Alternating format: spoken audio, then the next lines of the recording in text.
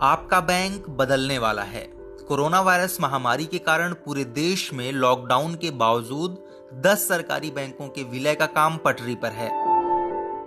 RBI यानी reserve bank of India ने एक अधिसूचना जारी की है कि 1 अप्रैल से सार्वजनिक क्षेत्रों के 10 बैंकों का विलय करके 4 बैंक बनेंगे। कैबिनेट ने इस महीने की शुरुआत में ही इस प्रस्ताव को मंजूरी दे दी थी। वित्त मंत्री निर्मला सीतारमण ने कहा कि बैंकों के विलय की योजना पटरी पर है और 1 अप्रैल से इस पर अमल शुरू हो जाएगा।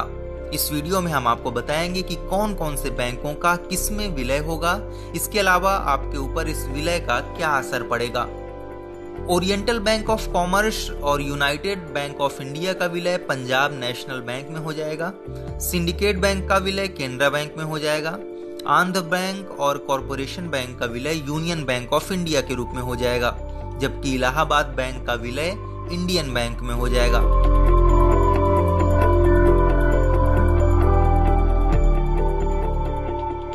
नोटिफिकेशन के अनुसार विलय होने वाले सभी बैंकों की शाखाएं 1 अप्रैल से जिस बैंक में विलय हुआ है उसकी शाखाओं के रूप में काम करेंगी।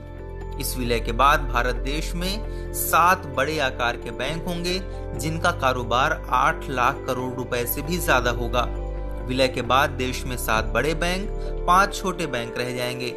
वर्ष 2017 में सार्वजनिक क्षेत्र के बैंकों की संख्या 27 थी, जो सिर्फ 12 बचेगी।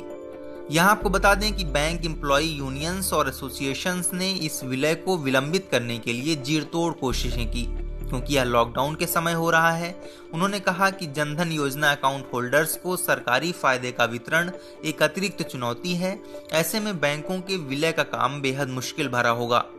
All India bank officers confederation यानी AIBOC ने बुधवार को प्रधानमंत्री नरेंद्र मोदी से कोरोना वायरस मामले को देखते हुए विलय प्रक्रिया को आगे बढ़ाने का आग्रह किया था, लेकिन गुरुवार को वित्त मंत्री ने स्पष्ट कर दिया कि विलय में कोई विलंब नहीं होगा।